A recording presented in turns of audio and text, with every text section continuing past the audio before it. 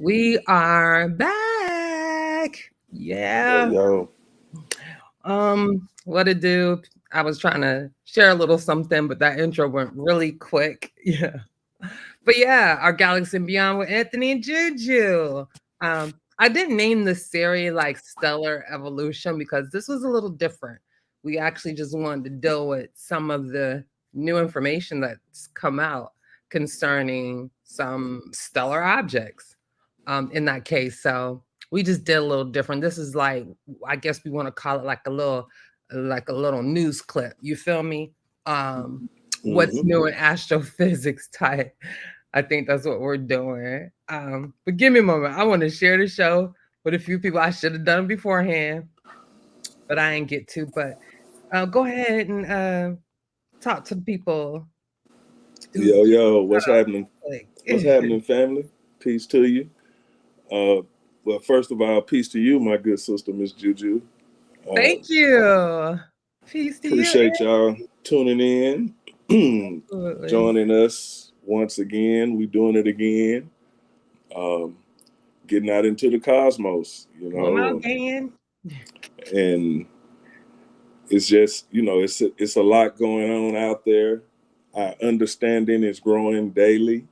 It's and we want to keep you guys up to date on what's happening, in the field or Right. in the cosmos. Hmm. So, that's what it's all about. We're teaching and learning at the same time. Yeah. You know what I'm You saying? teaching. So I'm learning. I do appreciate everybody for tuning in. Everybody that's, gonna watch it later. Appreciate you. Appreciate you. Um, shout out to the chat. Yeah. Miss Shout out. Miss Bennett, of course. Our Thank you, favorite. my dear. Always down with us. Hmm. Taj, peace to you, Taj. Appreciate you coming in. Thank you, Todd. Chilimwe, appreciate you showing up, my brother. Yeah. Kent Logan, Kick Dolo. aka Kick Low. Appreciate you tuning in, my brother. Hmm. Appreciate you. Smiles in the building. I love And it. Y'all come on in. yeah, Like that's another the day show, one. like Oh, it, smile. share it. Yeah, like it and share. And subscribe, but definitely like and share. Most definitely. Make sure you share it. Yeah. Uh, 'Cause, the information we passing on to you guys, hopefully you can pass on to your children and and grow that interest into STEM. You Hmm. know, um, that's what's gonna, keep us going forward. There's nothing wrong with studying what you want to study, but the fact of the matter is, science is advancing our lives. Hmm. In all fields, Right. medical field, what you name it. I don't have to name them. You name it. But Hmm. there's the ingenuity, the technology. It's all driven by science. You know what I'm saying? And Facts. that's what's making life easier for us here on Earth. You know what I'm saying? More Yeah. convenient. I You like that know. space age African life. I'm not trying to live in the Stone Age. I mean, camping is cute and all, only in the mountains of Aspen. But other than that, y'all can keep it. Well, maybe in Florida because you got those beautiful springs and stuff like that. But to do that every day, be living in a minivan, talking about you off the grid. Nah, Mm-mm. you can keep it. I love me some space age African technology over Hey, here. We want that soft life. yes, indeed. You know, we Yo, going forward. It's like, in peace to you, Omar. But shout it's out it's like, Omar. I was telling Bobby Banger one day. It's like we're all on a boat, Miss Juju, and we're at the front of that Mhm, boat, and we rowing. You know mhm. what I'm saying? We Right, gaining right, right. speed now. Well, I talking about the commend. boats, do you watch them selling competitions? Because that's what they be doing. Yeah, see, we on that thing. We rowing. We gaining Ah, speed, but I commend old Bobby Banger because he on the back of that boat with a rope. Yeah, You know he what the I'm saying? captain, he the lead, right? Yeah, he trying to, drag a few in, but y'all better grab that rope Oh because we boy. rolling. We moving in the future.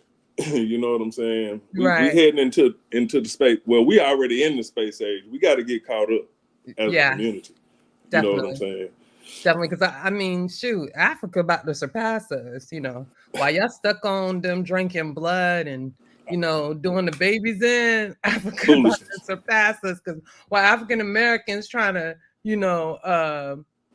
go back to being a space age Africa, on the other hand, trying to get it stuck this along. You feel me? And they not Trying just to tell you. doing it with the men. They it's a lot of programs focused on the women. The women is the ones in these positions. Not only they got a lot of women leaders over there, but they got women molecular biologists and astrophysicists, and even not whatever their profession is, they running observatories and all type of stuff. I already told you Yeah. about last week the lady that I introduced y'all, and I'm not finna mess up her name. Yeah, I can't even. But y'all could just click the link and read about it. I actually left the article again about female scientists on the continent, and she's in there. And I'm gonna do another one today because it's Women's History Month or International Women's Month, whatever you want to call it. So I took upon myself that I'm going to focus on women, and I'm definitely going to focus on women on the continent, because I got the rest of the year to focus on women right here, which we do all the time. Shout out to Moya Batir and to Diet Isler, Gugega Cooper, Mugega. And we did her last week Yeah, for we you, did her. Omar. Messed up her name. We did it for Omar, right? Yeah. So we gonna do that still. I know that Anthony has a fire presentation for Women's History Month on a Black woman scientist in America, and I'm gonna do Africa. Yeah, that's what we're gonna do. And also, I'm getting better, Brass, at that Canva AI. So I haven't wanted to have a little fun with it. Like I wanted to represent women, but I wanted to represent women in the space age African. And they're like space age African gear and mindset, right? Telling into the future. So I just want to explain how what my thumbnail meant, because I know people probably like confused. But if y'all remember some time ago, what were we talking about? I think simulation theory, and we kind of went deep. They were talking about some different things, right? One of the things that I remember, because I thought it was so awesome, we talked about. You remember the Dyson sphere? Okay. So that picture, which is a little science fiction, but still, right? Maybe it's for the future. It's a space age African woman scientist holding a Dyson sphere of a white dwarf star.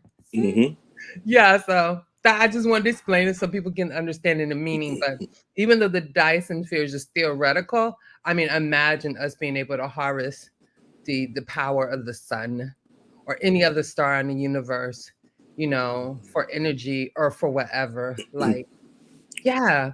For all of our energy needs. All of it. Forever. That would be dope. And ever. Yeah. So that's what that meant. But I was really proud. I thought that was pretty dope. She was fired too. She was fine. I was like, oh girl, you're gonna be killing them. Just think African self. So yeah, shout out to Brass. You made me get my game up. And thank you for the other day. Really appreciate you, Brass. Yeah. So today, like I said, we wanted to get into the specs on. We wanted to get into what's new in science. Yes. So where should I start first? You only see some pretty pictures? Maybe.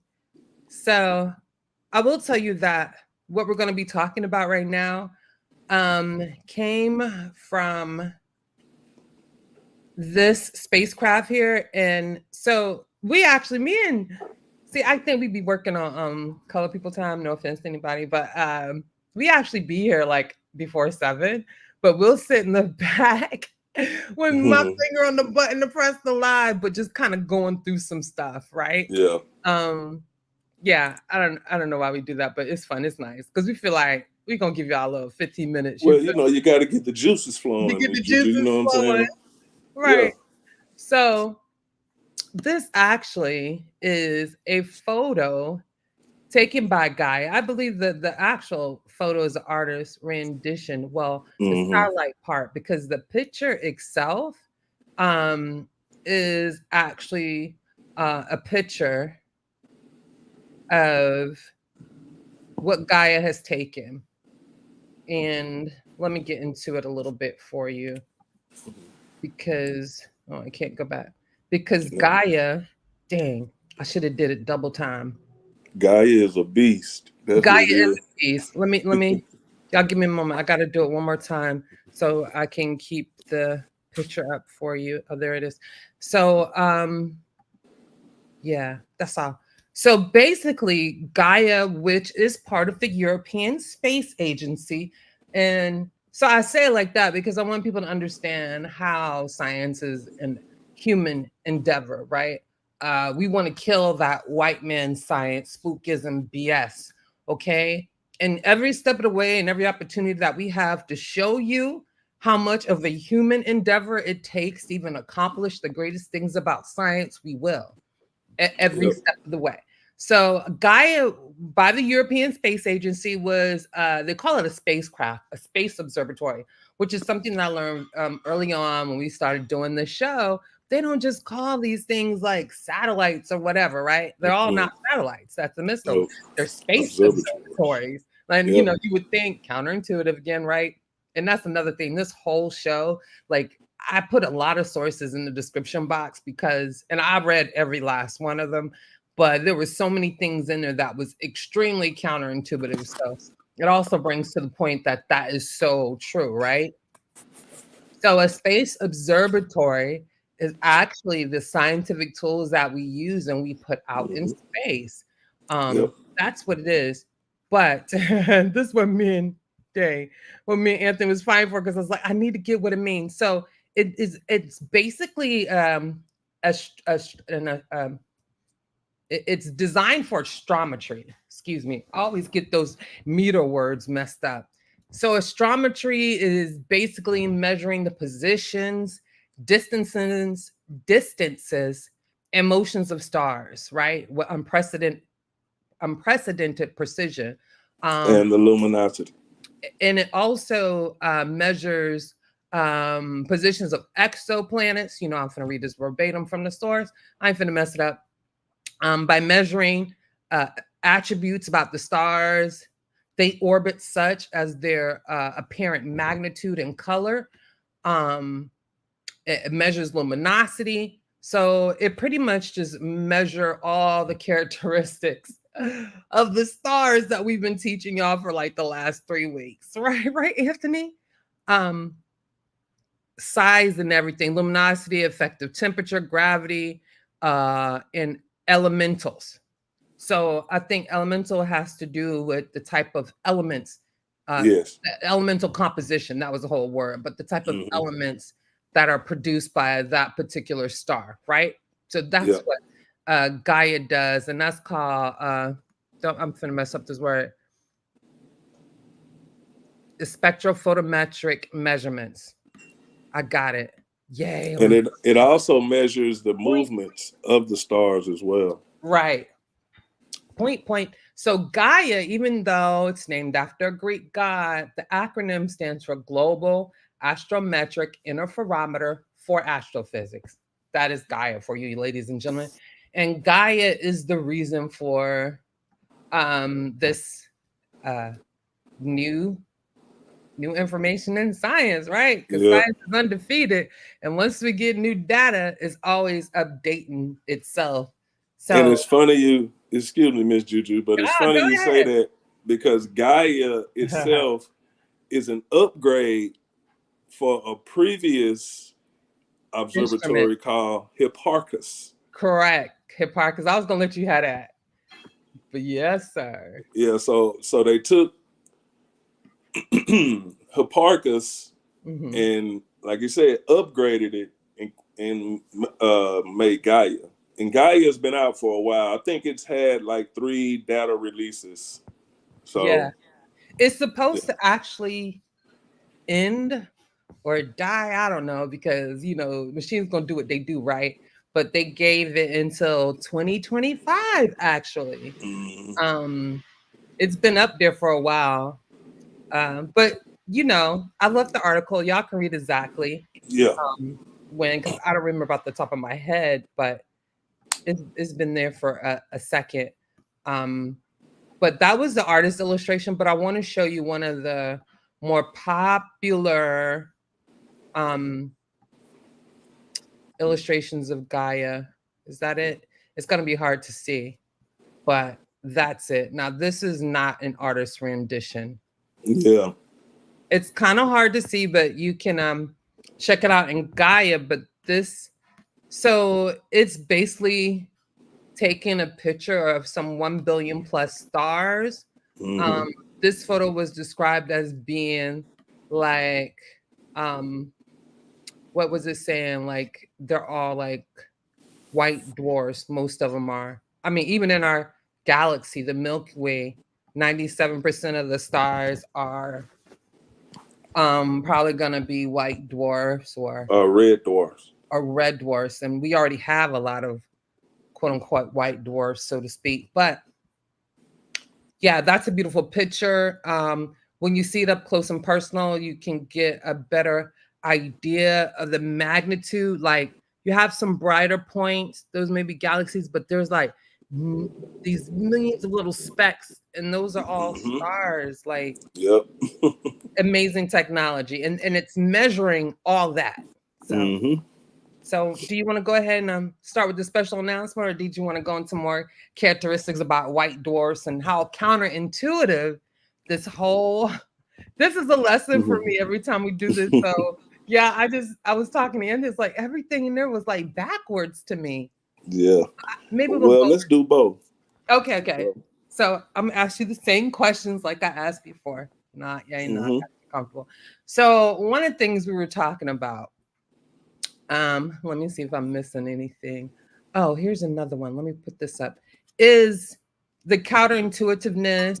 I wanted him to like kind of explain mass versus size. And I think a lot of times in our everyday life, we confuse mass to being like weight. And with weight, we automatically think the heavier something is, the bigger it is, right? Doesn't necessarily work like that when it comes to astrophysics. Because some of the more denser objects, maybe not black holes. I think the two densest objects in the universe is black holes and neutron stars, and then white dwarfs are right behind them. Yeah. Go ahead. Okay, so basically, when you're dealing with mass, you're dealing with the amount of material. It's basically more or less the material that the object is made of. Just to keep it simple. Now, mass is different from, like you say, it's counterintuitive. So the more in the cosmos, when we're dealing with white dwarfs, neutron stars, or black holes, or even the more massive they are, the smaller they get, and that's due to the material being forced into a smaller area, and it's usually gravity that's doing the forcing. You know what I'm saying? So when a white dwarf, okay, we know that it's going to reach a certain size based on the progenitor star's mass, which would be around the size of the Earth. So you would take all the mass, or the majority of the mass, from our sun and condense it down in an area that's the size of the Earth. Now, when you're dealing with a star size, now you're dealing with the volume that it occupies. Right. You know what I'm saying? So that's why a red supergiant is physically bigger because it takes up a larger volume of space, but it's less dense. So therefore, it's less massive than a white dwarf or a neutron star, if that makes sense. So the physically bigger the object is, the less dense it is. So when you look at a neutron star, which is estimated to be about 12 miles in diameter, which is the size of a city. New York City, to be exact, or something around that. Versus a white dwarf, which is estimated to be about an average size of the Earth. Well, the neutron star is much smaller. It takes up a smaller volume, but its progenitor was much more massive. So it's all that mass from that progenitor is crushed down into a smaller volume. Right. And the white dwarf as well, but it's not as small as the neutron star, so therefore it's not as dense. It's less dense. Right. Now, different things happen on the white dwarf, and the neutron star. Neutron stars, they can get real crazy. I mean, the spin is much faster. Right. And that's due to all the compression, all the energy that it takes to compress it.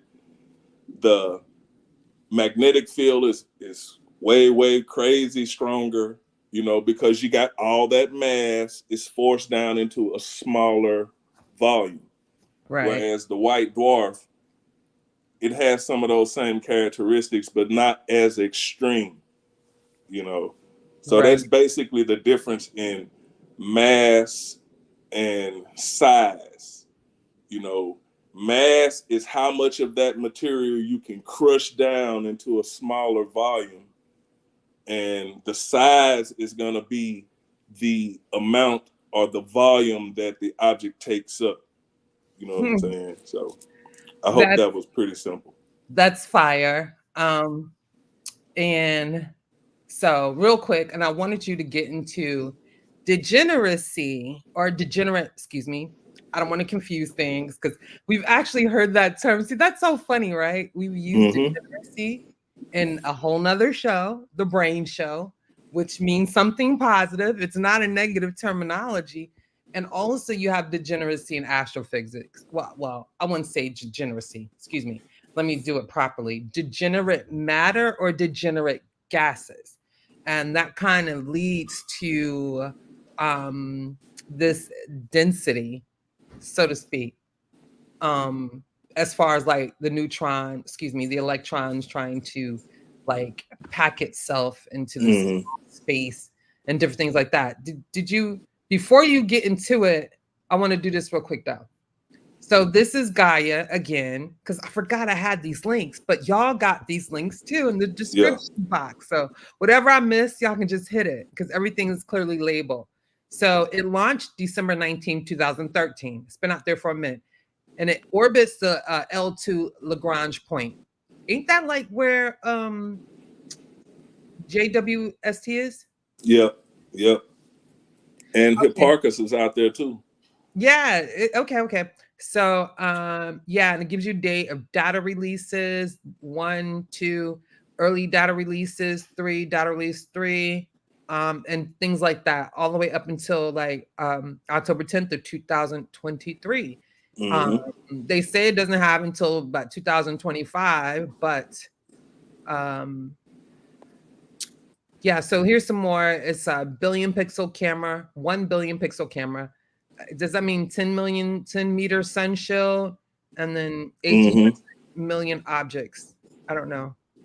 Yeah, that's the sun shield is 10 meters. Because they send probes out there to get them as far away from the sun as possible. And the light pollution, right? And things like that. No, actually it's the heat. Oh yeah, the heat, they gotta be cool. Yeah, because when you're using that, I think it's I can't remember. I think it's infrared. Either way it goes, you know, the colder the instrument is, the better it'll operate. So they use sun shields and all that. And plus, like I said, it's 1,000,000 miles away from the Earth. So that would make it almost 2,000,000 miles away from the sun. Wow. Yeah, so be cold, and that the heat and things like that don't affect the instruments, especially when it comes to like the interferometer cameras and things like that. You don't want that to interfere. And I said that wrong. Not 2,000,000 miles from the sun. I'm sorry. Oh. The sun and the Earth is 93,000,000 miles apart, and the probes are 1,000,000 miles away from the Earth. So forgive me, I said that all wrong. That's okay though. We got the tools to correct it, right? We don't mind being wrong. We'll admit it. But I wanted to shout out somebody that we ain't seen in a while, and I just want to say, sending light and love. I hope everything is going well with your beautiful family. We got Fitz, Ashley Fitz in the building. Peace to you, Fitz. It's been a minute, so shout out. Yeah, it has, man. And I'm gonna need TNBN to leave my space age African woman alone. Her helmet is transformable. Okay, I just want to say that. Don't make me get into my science fiction kick right now. I'm just kidding. But yeah, shout out Fitz. Definitely, you've been missed. But yeah, that's Gaia for you all. Which, again, the description box is your tool. It's my tool. Every source that I go through. Wow, this must be Freaky Friday. Is it Freaky Friday? But every source that I go through, I actually give it to you. So there you have it. That's Gaia. Let me see what else I got. But yeah, degeneracy was degenerate mass, degenerate gases, or whatever was, again, another counterintuitive thing that I had to like kind of read over and over. I even watched a video on YouTube with this like astrophysics dude. He was way technical, but it did give me clarity, especially when he was explaining some of the algebraic equations or whatnot. And since I'm talking about algebraic equations, I kind of want to get into, so before we tell the big news, I think this will be one of the last things. And I actually forgot. Oh man, I messed up. But I wanted to get into, let me formulate my thoughts, y'all. Having a freeze. What's this thing about the limit on the mass, though? It's called Chandrasekhar limit. Yeah. And which I find that was extremely interesting, because there's like a limit on the mass, and then once something exceeds that limit, astronomical figure, then if it's a white dwarf, so this is something I learned new too. I didn't realize it, right? So white dwarfs can actually have, Anthony, can you answer? So is a supernova and a nova or novae the same, or they're different? No. Because one article they're totally different. White dwarf can have a nova. Yeah. Actually, a white dwarf can produce a nova and a form of a supernova. Supernova. It's a type 1, right? Though. Yeah, type 1A. Type 1A supernova. Yeah. Okay. Okay, with the nova, yeah. Basically, what's going on is the white dwarf is, but it kind of like becomes a vampire. So it takes place in a binary system, you know, something like Sirius A and Sirius B.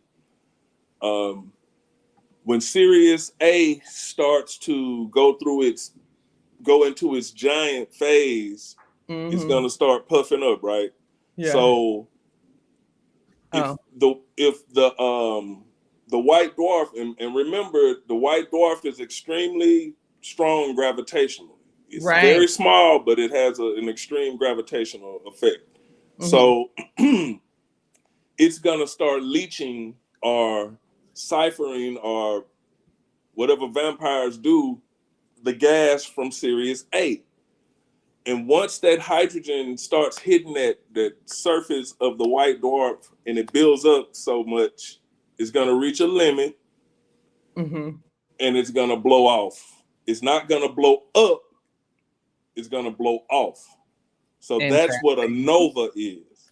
Got it. Got it. It's a Okay, the nova, not a supernova. supernova, but just a nova. Okay, Yeah. I got it. Now the supernova is when, you know, the type 1A supernova is when that limit is exceeded. So once that type 1A supernova, once that white dwarf, I'm sorry, is leaching that gas from the from Sirius A, well, Sirius B is gonna reach like I said, that limit is the Chandra-Shekhar limit. Chandra-Shekhar limit. Chandra-Shekhar. Once it exceeds, if it exceeds that limit, then it blows up. Mm-hmm. And they're called type 1A supernova because their spectrum is every one that they find is very similar. So they take that information and they use that to get into measuring distances in the galaxies. But yeah, it's what you would call a nova. Like I said, it's hydrogen or whatever the hydrogen is hitting the surface, and it blows off. And when you exceed the Chandra-Shekhar limit, or you hit that limit, which is an amount that would trigger fusion inside of the white dwarf again, and once that happens, then it explodes and blows up. If I'm not mistaken. So for Alicia, it means Gaia stands for Global Astrometric Interferometer for Astrophysics, because this particular spacecraft or space observatory by the European Space Agency was specifically designed for astrometry. So like geometry, astrometry, I guess it's dealing with the measurements and different things like that of astronomical objects. So measuring them, dealing with the luminosity, what's the other word? The magnitude, what it says in there, effective temperature, their gravity, and their elemental compositions. And I think the elemental compositions goes back to, let me show this. Hold up. Anyway, this is Chandra-Shekhar, which just is his last name. His first name, I'm not going to even try. Y'all can look at the article real quick because I'm not going to do it.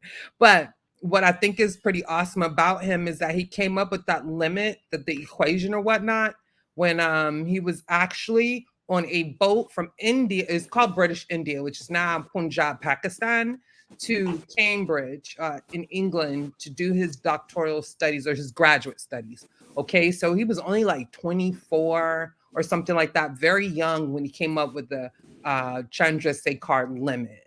And he actually got to that conclusion by some of the work done from previous scientists who were not from Pakistan or anything like that, right? They were way across the waters, but this is why we say science is a human endeavor. Doesn't belong to one person, because people need people from all over dealing with similar subject matters to maybe draw conclusions about things that are important for our continued studies.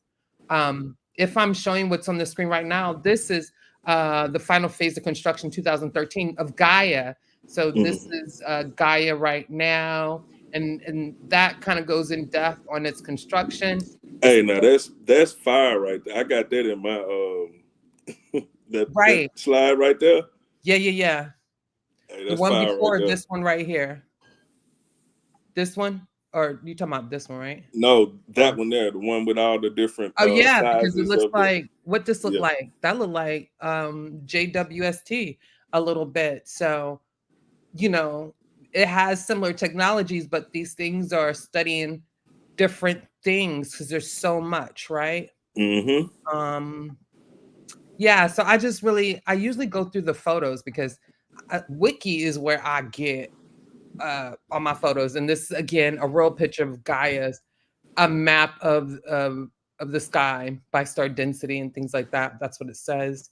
Yo, this is some good info. Yeah. So yeah, go to Gaian Wiki, because this is where the Hertzsprung-Russell diagram, we've told y'all that about 10 times over. Everything to know from about a star is here. It is what the periodic table is to chemists. This is the Hertzsprung-Russell is to astrophysics, and vice versa. So yeah, this has some awesome information. But yeah, so Chandrasekhar, his last name, he was a scientist to come up with the Chandrasekhar limit when it comes to mass, right? Yeah. Yeah. So I think, yeah, I'm just going through it for y'all because I think this was super dope. What is this? Image covers. Yeah, and to answer stars on the thing. Got a quick question there, Miss Juju. Okay. I'm sorry. Let me get back. From then till now, yes, the Chandra X-ray Observatory is named after him. Yeah, that's right. Then we're gonna get to that. But yeah, the Chandra, X-ray Observatory is named after the scientist we just showed you, Chandrasekhar, and that's why I wanted to show you him. You know, I mean, yo, they name it's a human endeavor, Miss Juju. Right, and then they name it asteroids by African astrophysics, and then you got telescopes by Indian astrophysics, but just everything is racist. Like, it's just all bad. Well, I mean, it could try, but it won't prevail, right? Because then you have to build relationships in order for one entity to be able to cooperate with another that may they may have something that's beneficial to you. So yeah, it's not going to be futile. Thank you. You got that from then till now. It's not going to be beneficial. It's not going to be advantageous. So like, yeah, those elements can exist in the workplace or whatnot. But when it gets to the nitty gritty, it's hard for those things to prevail. And we're talking about, that was 1930 when Chandrasekhar came up with that limit. Do you understand? And it takes time. You know what I'm saying? You can't rush your way through this. See, that's what the pseudo do. See, the pseudo want the answer right now. You know what I'm saying? You go scholarship. So I'm gonna make something up. You know, I can make something up. Use my common sense and put all this here together. No, it don't work like that. Right. It takes time. You know what I'm saying? And you have to develop the techniques. And then once you develop the techniques, you have to develop the tools. You know what I'm saying? Because like Brother Unc say all the time, our 5 senses are gonna fool us every time especially when you get to talking about the cosmos.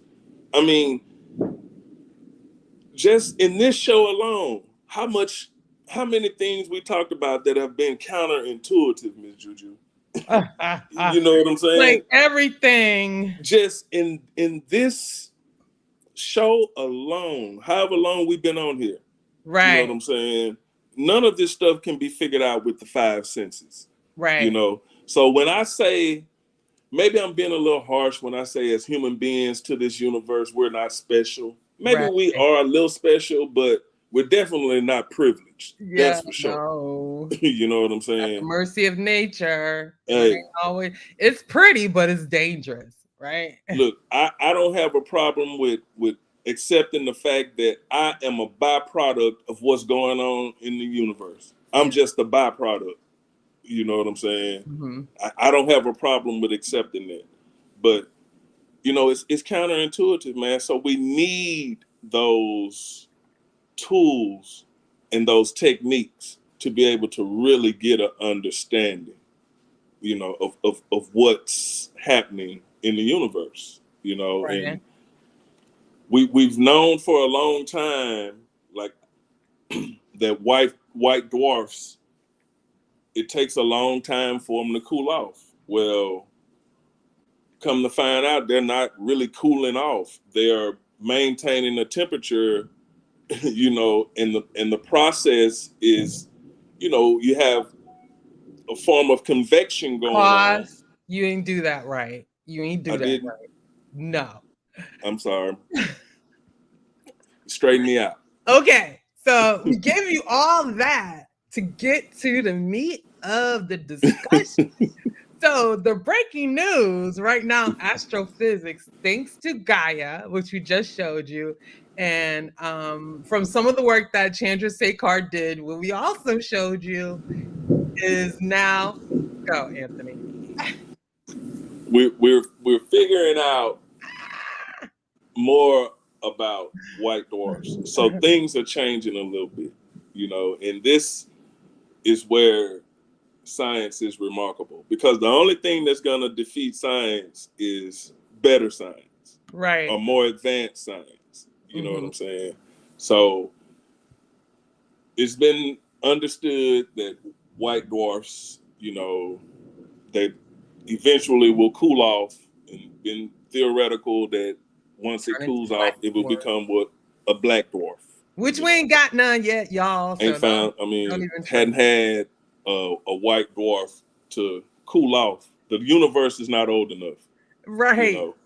It ain't old enough for this stuff they talking about, though. Like, it's so much. So this article that we're presenting today speaks on the mechanism that keeps white dwarfs hot. Now, they're very visible to a X-ray telescope. Not visible. You can't visually see a white dwarf. But if you get an X-ray telescope, you can see them everywhere. That's why the Dogon ain't see that mess. I don't care what y'all saying. I'm gonna keep saying it every show. I gotta stop that. They done missed all the planetary nebulas, all the supernovas that's been witnessed by humanity for all them years. But they gonna pick one thing that you definitely cannot see with the naked eye. Y'all better go with that. I ain't playing. They gotta stop that. Can I get my little 2 cents on it before you go in? Oh yeah, go ahead. So again, back to Gaia. Y'all know what I mean. Yeah, the global astrometric interferometer for astrophysics. Thank you from then till now. So Gaia, actually in 2019, because it's astrometry, it's a tool for astrometry. You feel me? Doing all the measuring of all the stars. So what it was is the data that Gaia was getting didn't match up to what we knew or what we thought we knew about white dwarf stars in particular. So then that became where gotta update some information. Hit it, Anthony. Yeah. And see, that's the remarkable thing about science. There's no absolutes. None. It can be updated. You know what I'm saying? So there's a team of Canadian scientists. They've been studying this subject, built a career off of it. Something we talk about all the time. This is an area where you can actually build a career. And their findings, which have been presented in the journal Nature, if anybody subscribes to that, their conclusions show that there's like a form of convection going on within the and with the material inside of the white dwarfs. So they're not just dead objects waiting to cool off in the universe. There's things actually going on inside of these white dwarfs. And it is thought, based on the data, that the form of convection is dealing with crystals and other heavier materials. And some have even, I was reading some articles where they've even speculated that, there could be some water involved as well. So not water in the form of, or say, go get you a glass of and drink, but the elements that make up water. And we know that white dwarfs contain carbon, hydrogen, some oxygen, and a few other elements, but mostly carbon. But these crystals are this convection action that's happening inside the white dwarfs with these crystals, and then the heavier elements are sinking to the center, and it's like a revolving door, so to speak, with the crystals rising and generating that heat. So there's white dwarfs that have been the same temperature for billions and billions of years. You know, they're not getting any hotter. They're not getting cooler. They're not fusing anything. It's just you have this convection action that's happening inside the white dwarf that's keeping that heat, that keeps generating heat, that keeps the white dwarf, you know, shining in the X-ray, you know, at very high temperatures. So you're gonna need an instrument that can read, you know, the temperature. Like I said, you can't get this information from visual light. They're not producing, there's no fusion going on, so there's no visual light being produced. But it is producing heat. So I that article, I think it came out like Friday. We did our last show, our show Thursday. I think I got this article Friday morning, so it kind of got me a little excited because, you know, it's something new. It's adding to the information. It's updating our understanding. And that's what I love about science. You know what I'm saying? You're not stuck in one spot. You know, you're constantly growing with science. And I thought that was remarkable. Oh, you're on mute, Miss Juju.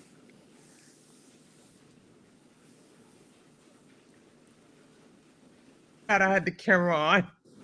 No, I wasn't talking to you though. I'm supposed to be on a Zoom because, you know, we're going to Egypt in like a couple of weeks, and I totally forgot. So we're gonna. Well, that's all I had though, pretty much. You know, I know. I mean, that was pretty much it. I actually stretched out the show longer than it needed to be because I just wanted to share a few things, maybe see, you know, like in my studying and researching and learning different things, how I'm seeing like how science can be counterintuitive, how this doesn't necessarily mean that. It may mean this in one subject, but astrophysics, it has nothing to do with that. So I just think all these things are super phenomenal, but you know, I'm not just gonna bounce up out of here. Well, another good thing, you know, to build on what you're saying is science, it makes you change your hats. You know what I'm saying? Exactly. You have to be able to change your perspective when you're dealing with, especially this here. I mean, some of us don't want to drive to the corner store, let alone trying to get to the next star. You know what I'm saying? So you have to be able to change your perspectives when you're dealing with the cosmos. It's science in general. You know, you have to be able to think in different ways and on different subjects. Yeah. But we can't, you know, I'm not gonna leave y'all until we do our Women's History Month review. Like, I gotta do that for y'all. Well, let's go and get on there, Miss Juju, so you can get out of here. I know you got your thing to do. So yeah, because I'm over there trying to mute, and I'm like, that's not gonna work if I'm mic and talk. They're gonna hear me. Like I was trying though. No, let's go ahead on and get our beautiful sisters out the way, and we can. Okay, so continue this conversation. You going first? I'm going first. Oh, I can go first. It's okay. Hold on, because we got to do the tribute. You know, Women's History Month. You already know we gonna feature the best of the best. That ain't it. I don't need that one no more. Yes, indeed. There we go. Okay. All right. Let me get a pitch up, and then you can start. Boy, y'all gonna like this one? This is she a baddie for real, for real. Go on. Oh yeah, she the real deal. She the real deal. Okay, family, I want to introduce you all to Miss Shirley Ann Jackson.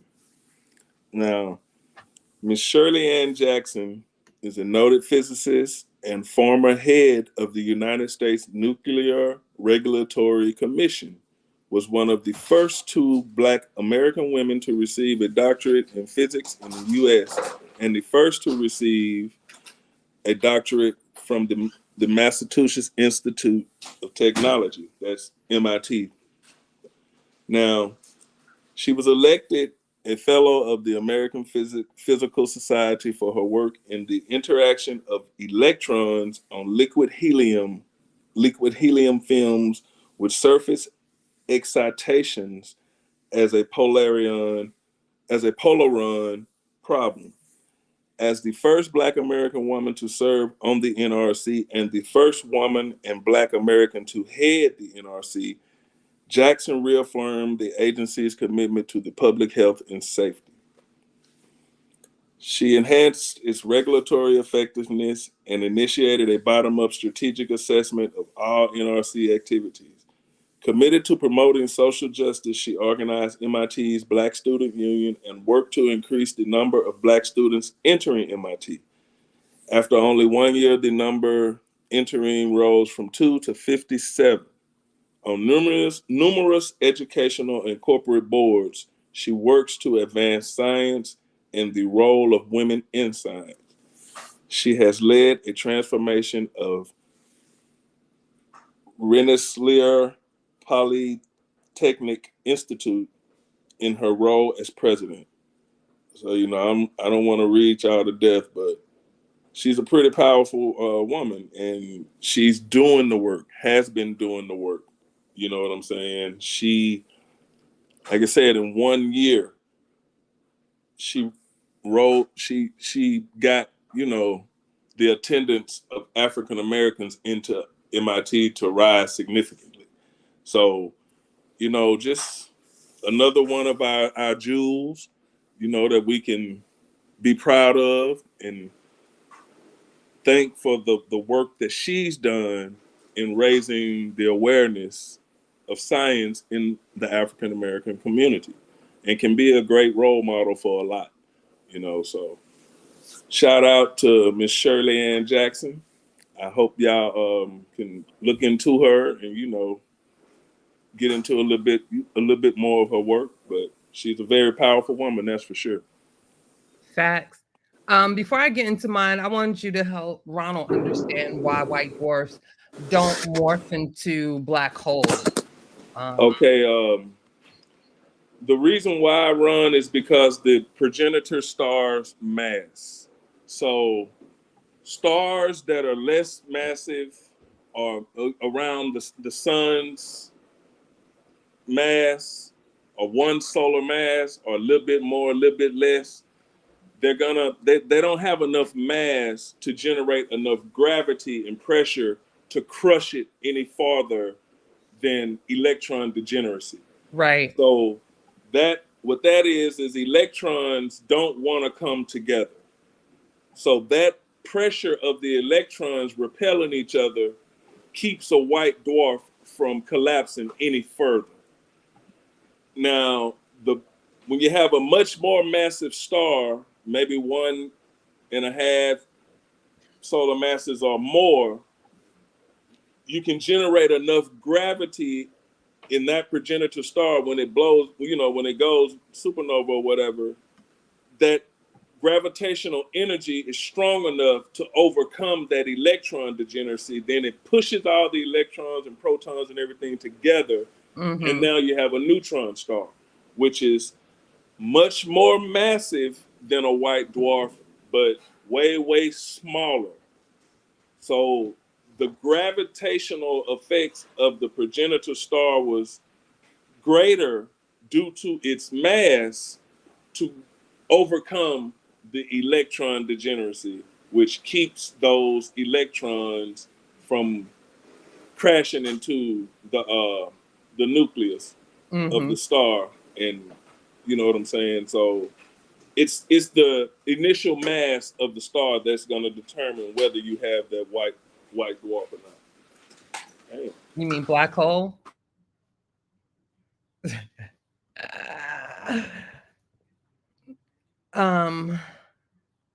You got that, Ronald? You say you understand. Okay, so I just want to, again, for Women's History Month, we're paying tribute to women in science. Shirley A. Jackson, we're paying tribute to you, sis, because the African American agency, the woman agency in that. You might want to mute, Anthony. Like you rumbling in the garage. Anthony.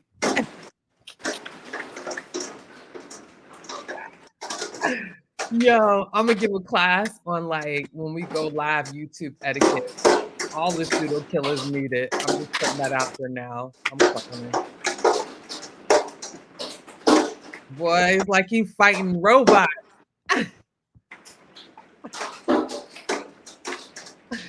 Yo, he punching R2D2. Like, get out of my way. Get out of here. Oh, oh.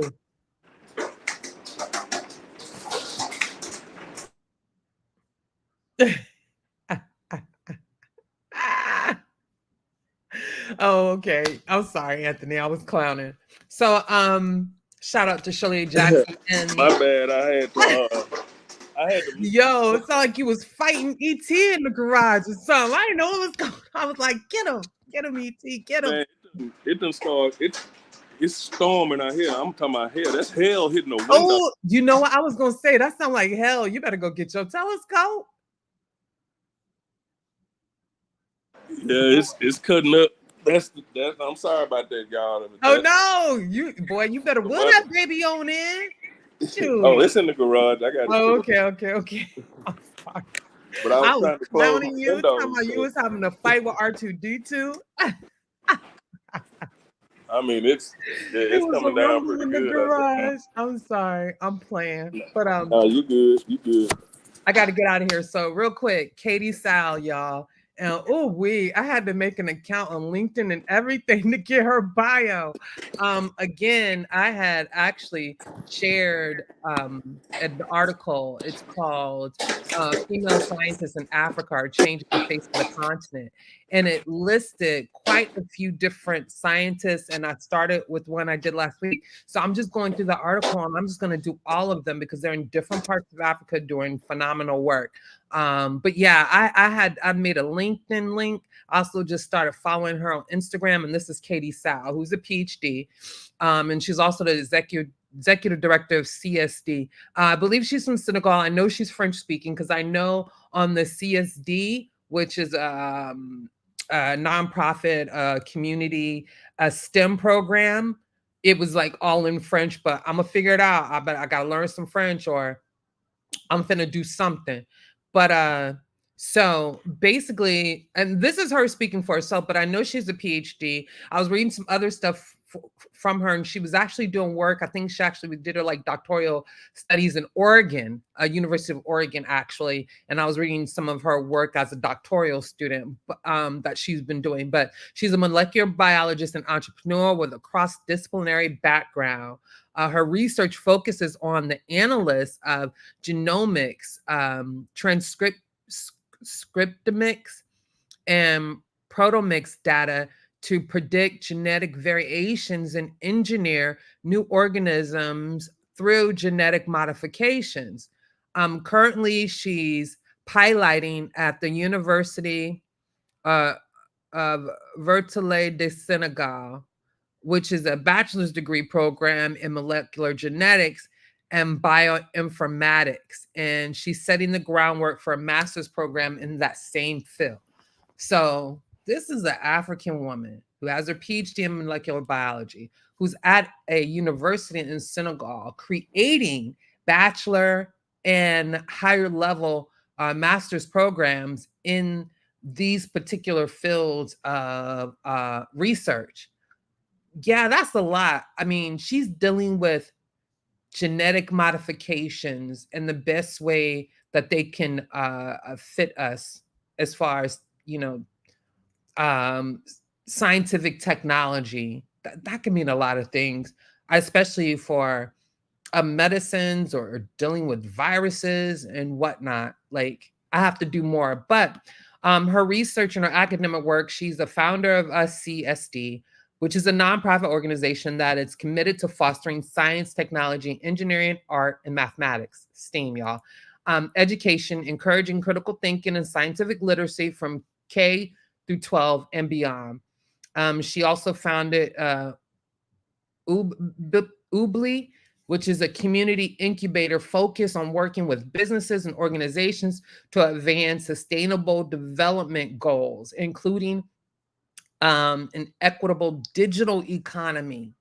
yo, that's bad. So, you know, she's trying to bring digital and tech to Senegal and in different spaces.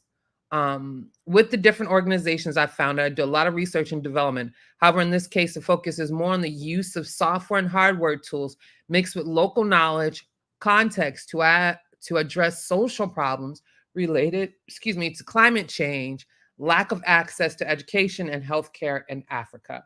And ladies and gentlemen, that is Katie Sal, PhD and Executive Director of CSD.